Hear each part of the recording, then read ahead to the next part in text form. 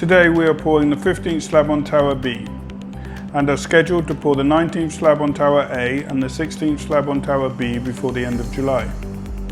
The blockwork walls are nearing completion in basement level 1 and the blockwork will resume to the towers next week.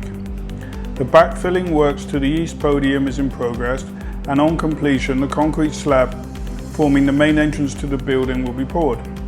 The first fix of the mechanical and electrical services are scheduled to commence in August.